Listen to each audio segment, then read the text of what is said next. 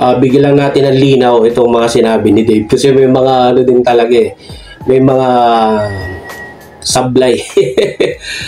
Pero wala naman akong shit kay Basilio, pero gusto ko lang talaga linawin yung mga sinabi niya about dun sa mga nasabi niya sa podcast ni Crazy Mix, no. So i-play natin to, no. Ayun, piling-pili yun. Sila Kamandag, di ba? Kamandag, dalawa grupo niya doon. Dalawa grupo, Marikina Clan tsaka Kamandag na Marikina pumasok. Third place tinawag. Kamandag na Marikina. Yan, sila. Talaga naman kami talunan kasi ang aim ko lang din naman dahil buong Pilipinas yun, may magre-represent na ng Marikina.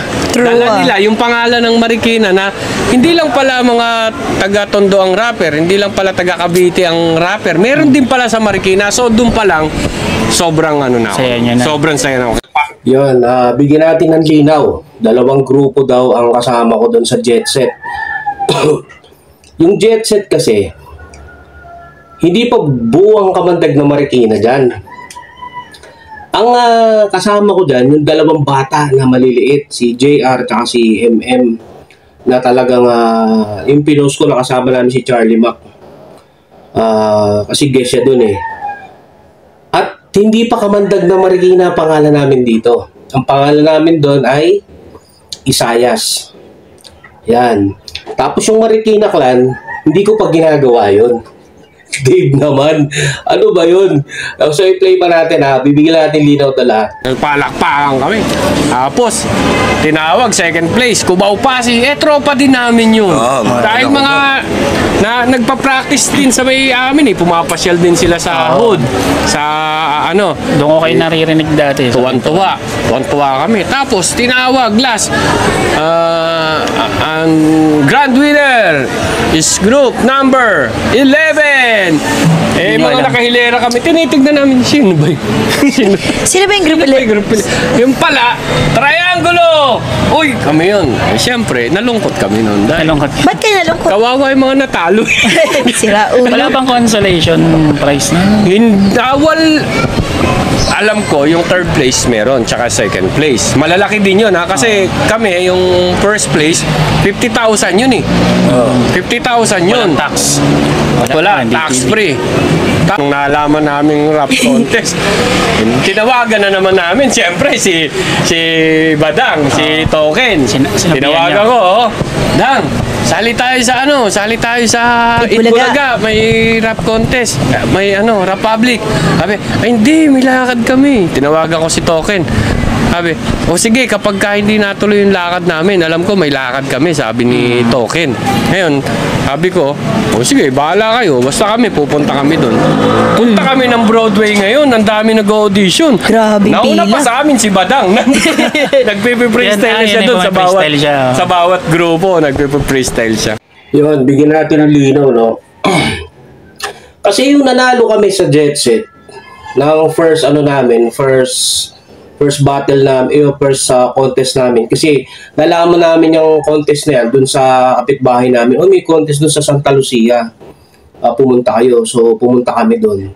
Tapos, after namin mag-rap ng mga bata, kasi bata kami, tapos nakapasok kami talaga agad Nakapasok kami agad dun ng elimination. Papasok na kami. Tapos, pagbaba namin ng stage, nilapitan ako mismo ni Jopay. Sabi sa akin ni Jopay ng Sex Bomb, hindi pa siya sikat yun. Sir, sali po kayo sa Itbulaga, may bago kasing rap contest doon, rap public. Sabi ko, ano yun? Sabi, ito yung contact. Puntahan mo ako doon. Mag-audition. Kaso nag-audition kami. Kaso hindi umubra yung mga batang kasama ko.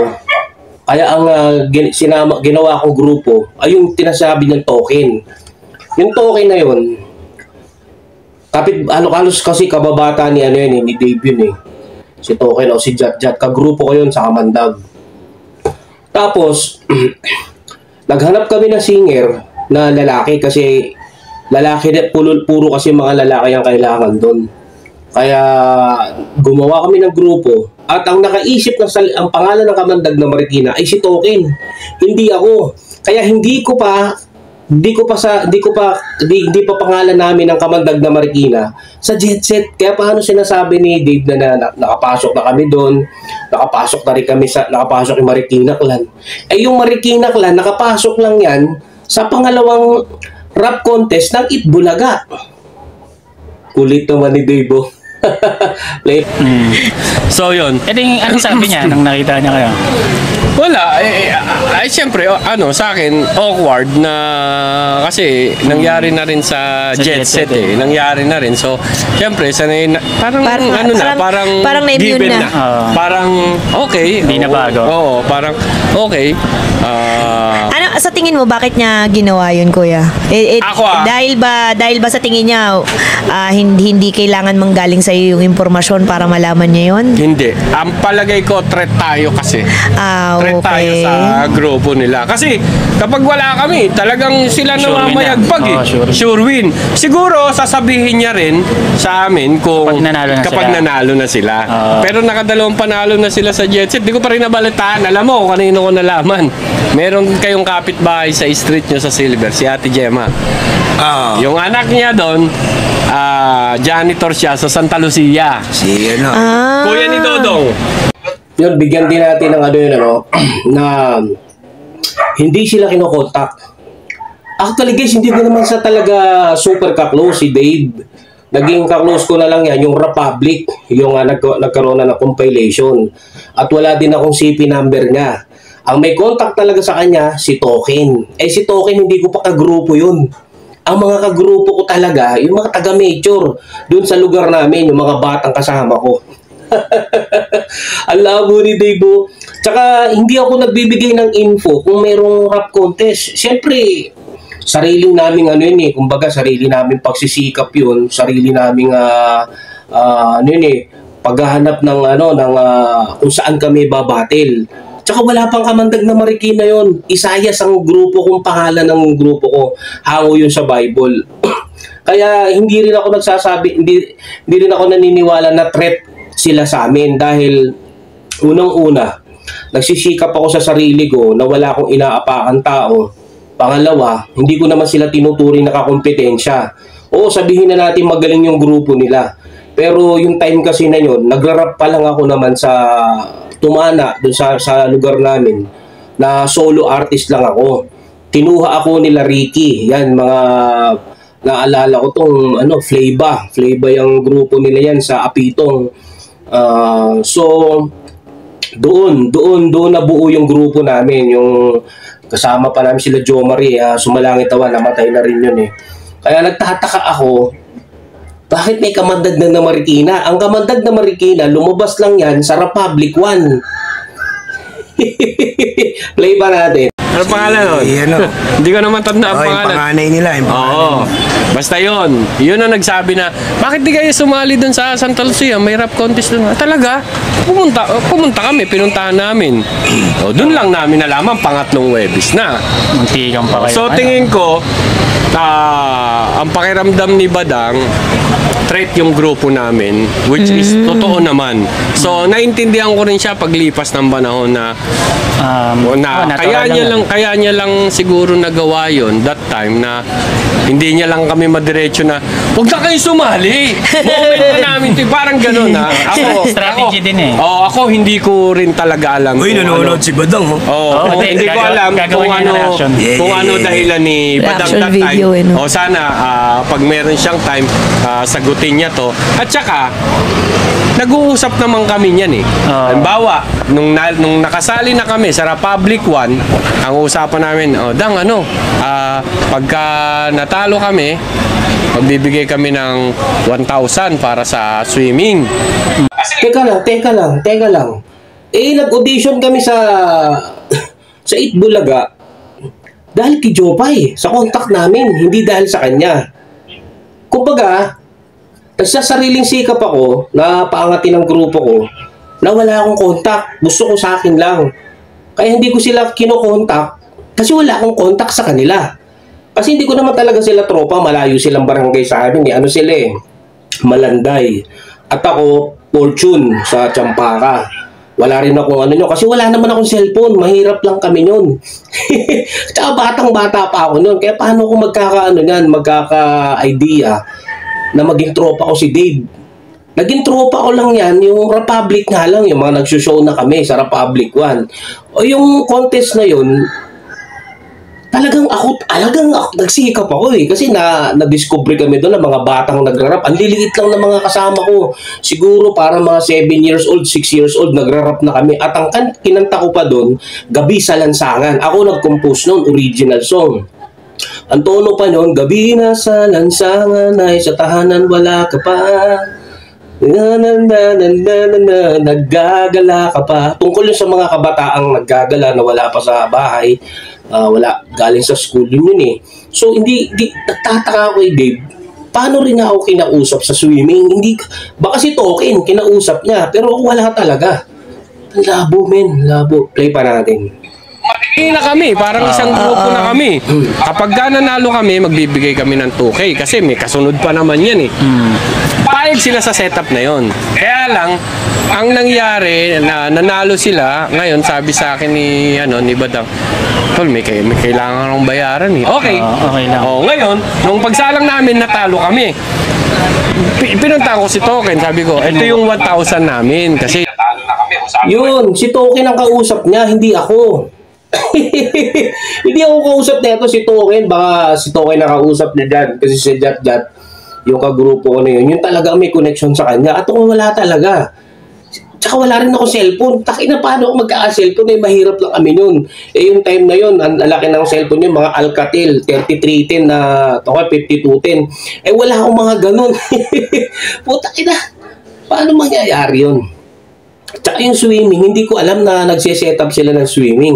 Tapos nagulat na lang din ako na lumaban ang hindi Crazy as Pinoy, Triangulo pangalan nila eh. Kaya nagtataka rin ako, bakit sa Jet Set may Crazy as Pinoy? Wala pang Crazy as Pinoy yun.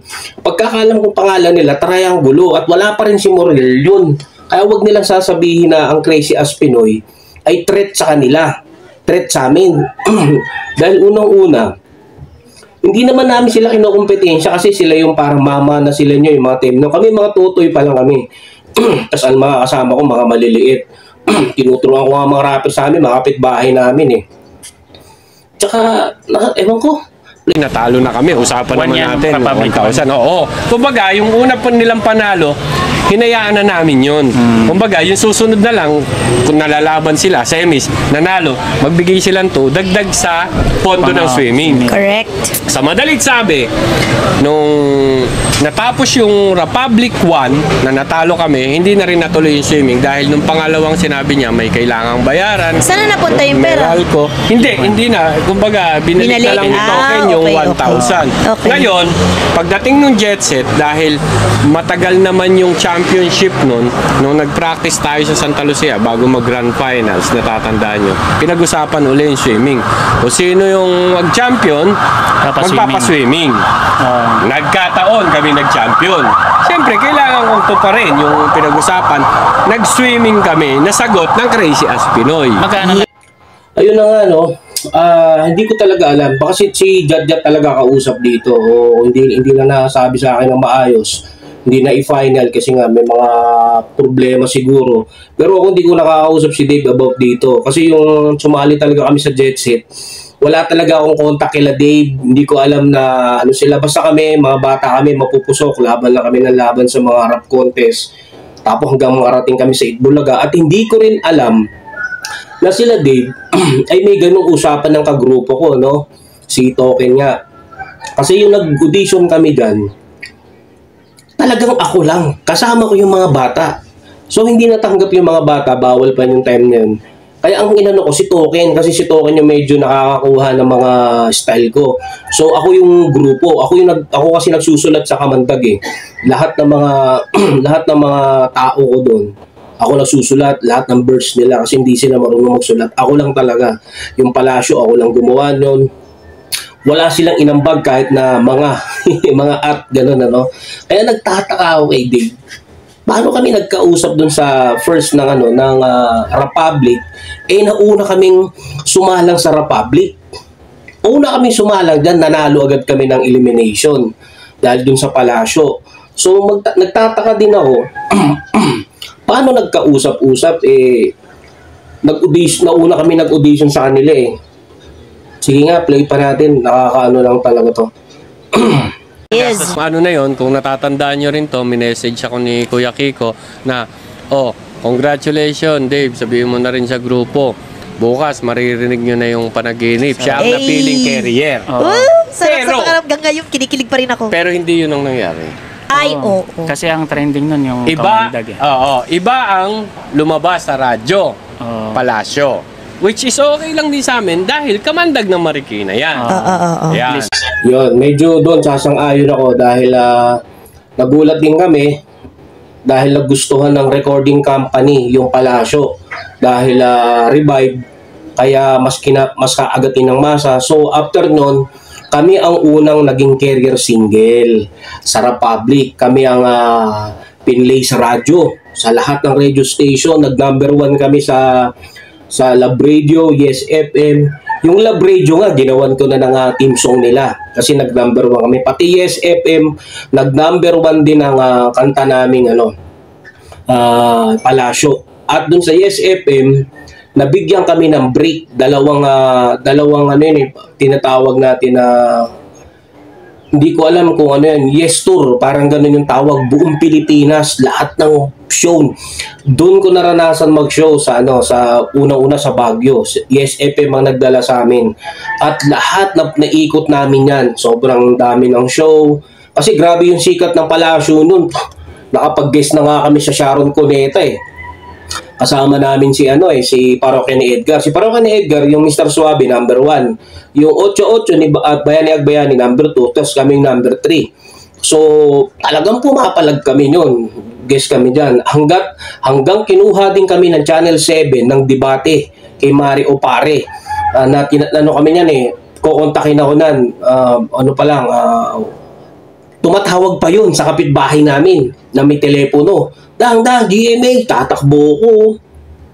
Pagtakbo doon, syempre wala pang contact yun. Hello, gawa ka ng kanta about sa politika, ganito, ganon. Kasi ganun yun. Gagawa ka ng rap, gawa ko yun. After sa araw, susulat na ako yun. Tapos papakabisado ko na yun sa grupo. Tapos recording na kami. Tapos, di ko alam kung Thursday yun o Sabado. Magla-live na kami yun sa GMA. Tapos nakakahingi na rin kami ng damit yun sa yung artwork sa damit, yung mga pintura parang ganun. Kaya yung kamandag, putangin na grabe ang layo na narating yan. So play ba natin? Hometown nyo pa rin. Oo, so tumakbo. So, sumikat yung album. Hindi na kami nag-expect. Second carrier, nilabas ngayon yung panaginip. Boom! Yun na yung inaabangan ko na sa radyo eh. Oo, ang tagal nun. Tapos huli na carrier ng Republic Volume 1, I Love You, Stick Figures. Yan. Koponan nila Looney. Doon ang nag-chorus pa nun si Master Rapper. Kaya nga, grabe, no? Oo, kaya kami talaga. sobrang proud talaga. Tsaka yung panaginip kasi, nag-number 1 sa lahat ng mga radio. Nang hindi namin namamalayan. Oo. Hindi namin alam number 1 na pala kami. Tsaka sa dito sa Marikina Park, yung mga nagbebenta ng CD, yung mga pirata. Oo, dadaan kami. Mula umpisa hanggang sa dulo, yun ang pinapatugtog. Pero hindi kilala yung mukha namin. Actually, totoo yan. Kahit yung palasyo namin, ganun din talaga. Pinipirata kami sa mga computer shop, yan, sa Riverbank. Tapos yung mga DJ, ginagawa kaming remix sa mga patok na jeep. Montalban, Marikina, Tanay, Antipolo, talaga naririnig ko yung palasyo dyan. Number 1, kamandag ng Marikina. Tapos magpe-play yun. Minsan nakasakay ako sa jeep, hindi na rin talaga ako kilala. Gano'n kasi, hindi katulad ngayon, social media talaga, malakas magpasikat. Kasi doon dati, siyempre, pag kamandag ka, ilan lang yung may access sa TV, ilan lang yung nakakita sa inyo. Pero sikat yung kanta mo dahil sa radyo. Grabe, sa radyo, halos lahat ng radio station, kami dyan, pumuto kami, namayagpag kami, dinala pa kami nila Kuya Kiko sa Isabela, Olongapo. Habang nagsushow sila, iba-iba kasi minsan sila Dave nasa ibang lugar, kami nasa iba. Tapos nagkaroon kami ng road manager. Yung road manager ni ni Kuya Kiko na si Ate SP ng MC Universal Records ay naging road manager na din namin yun. Kaya kung saan may show sila Glock at may show sila Kuya Kiko, nandun kami at talagang marami kaming show nyo. Grabe. Hindi kami magkanda-ugaga sa show kasi kaputukan ng palasyo. Tsaka sa TV, ang dami namin TV guesting. Hindi ko mabilang. Sobra. Halos nalibot namin ng GMA tsaka ABS dahil sa palasyo. No? So, play pa natin. Oo. Pag Hindi sinabi niya alam bang na. ano, kami yan eh. Mukha mo. Ayun. Kasi sa nung mga sa pato, album, ang liliit lang nung picture natin. Wala namang masyadong music video pa that time. So, kilala lang yung kanta namin, boses namin, pero mukha namin hindi kilala. Yung mga Namamalayan. Namamalayan. Kasi ang sinabi niya sa amin, gagawa tayo ng posse track, isa to sa pinakamahaba. Mula Yung sama-sama. Quezon City hanggang Tulay ng Pampanga, 45 minutes, ito yung sama-sama labo-labo. Yung napakinggan nyo sa volume 1, Version lang maikling yan. version lang yon. Pero kung maririnig nyo yung hindi na ilabas yun, ewan ko kung mailalabas pa o ano, mga 45 minutes yun, may basketball player doon, may mga ibang old school talaga, rapper, kuya. may mga artista, marami, Sayang. halos lahat ng artist. Andun din si Crispin. Oo. Talagang pag binobuenas nga naman, yung boses lang natin ang lumabas. Oo. Yung kanya. Paano yung verse mo doon, Crispin? Yung kay, Parinig na natin. kay Ron, di ba? Yan yung rap Hindi rin public lumabas government. yung Hindi rin Ron. lumabas yung kay Ron. Kay dun. Ron hindi. Pero meron si Ron dun. Oo. Ewan ko, si Osang meron din. Oo, Huwag meron na din. magtalo-talo. Hindi, pumasok sa kasi yung tapos sa kay- public one. Ayun, yung kay Pumasok. Ron Henley. Wag nang maglabo-labo, magkaisa at wag sumuko. Ang sumulot pa nun si Syke. Sai. Yun, ito rin ito rin yung yung posse track ng All Star na tinatawag na ni Kuya Kiko sa Republic, no. Yun nga din ang hinahanap ko, yung buong track na yun. Sobrang ang daming rap artist nun. Andun sila Decoy, sila Syke, DFT, IPK, sila Mad Poets. Sobrang lahat ng hip-hop nandun. Tama yung sinabi ni Dave na may mga rapper na iba, may mga basketball player, may mga kung sino-sino pang nandun. Tsaka marami din talagang inimbita. Kahit si Glock 9 nandun. Ang problema, hindi na ilabas talaga yung na yun. Siyempre, binigyan muna kami ng priority.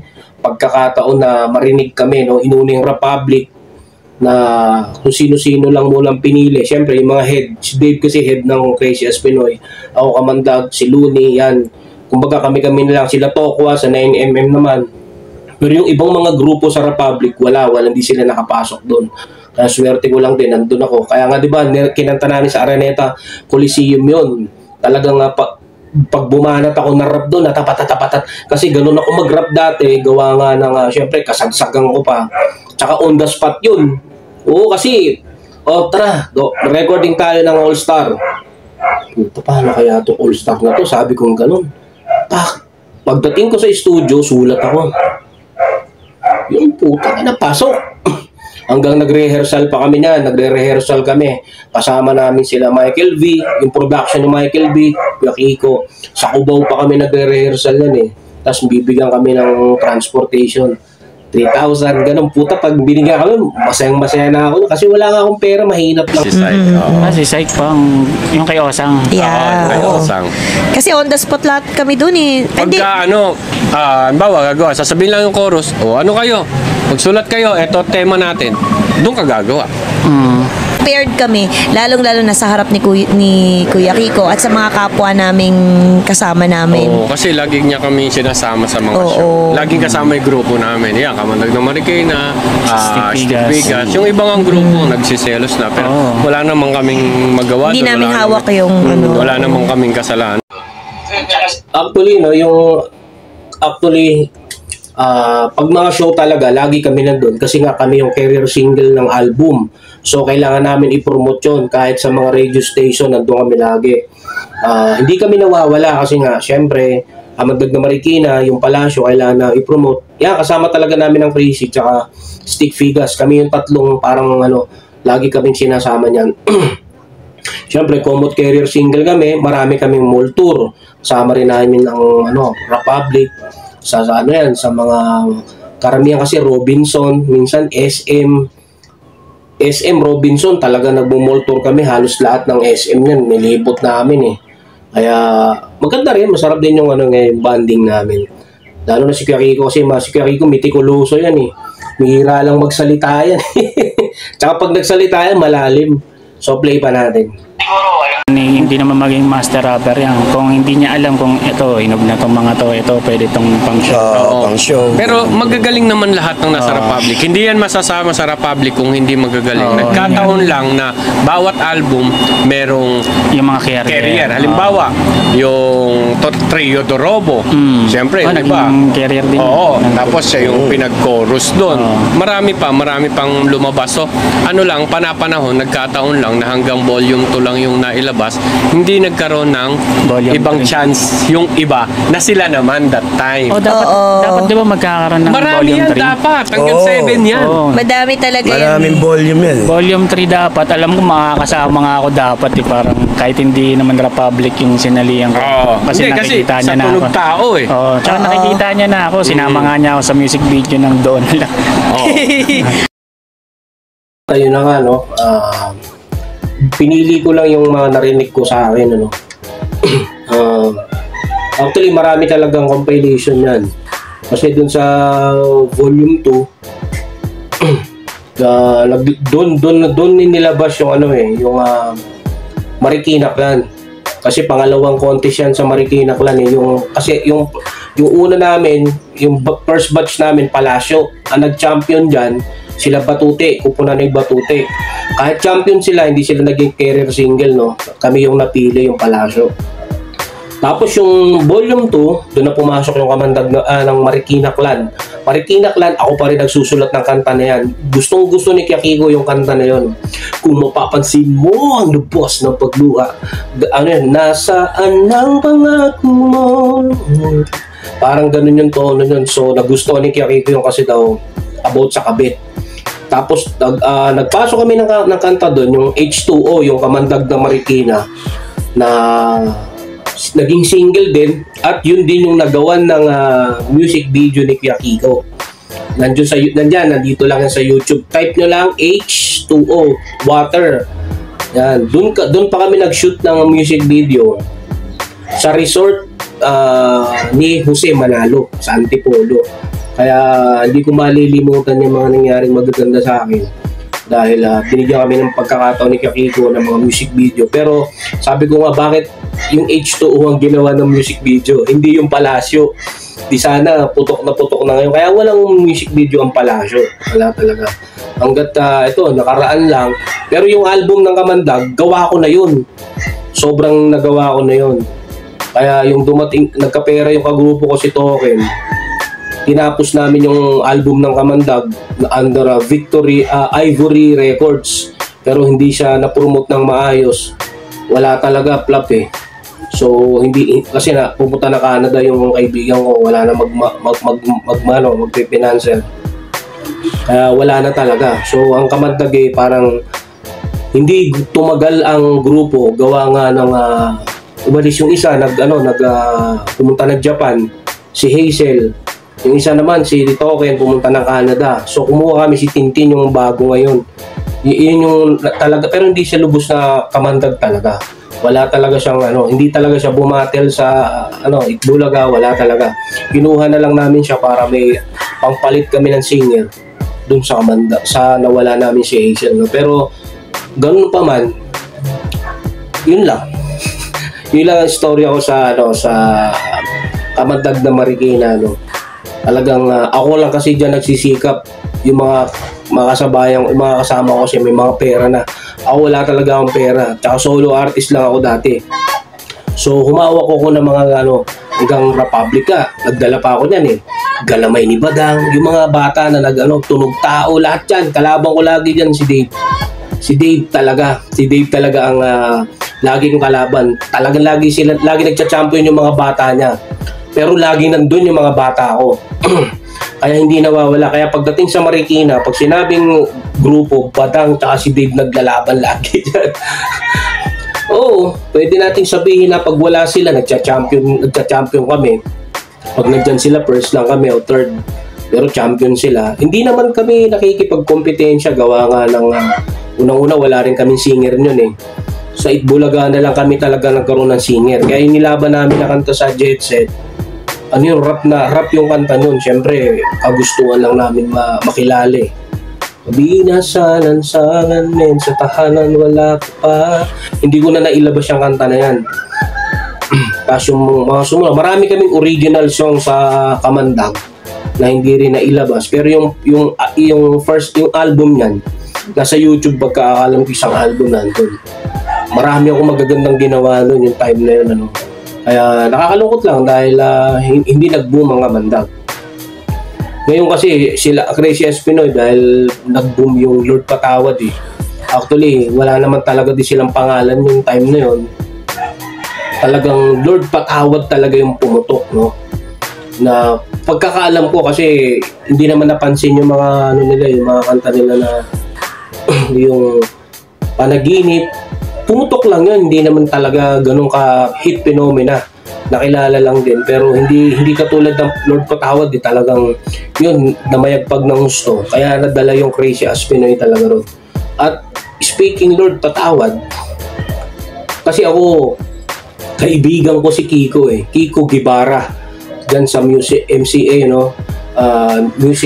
MCA Universal Records na sabi dang mapuputukin yung yung Lord Patawad. Andun kasi ako nagtatrabaho na ako ng kilano eh. Kay Albert Tamayo, yung sinasabi nga nila ni Albert Tamayo, ako kinuha nilang doon, kinuha technician. Ako na nag-recording ng Republic Volume 2 kasi doon ako naging sound tech na ako doon.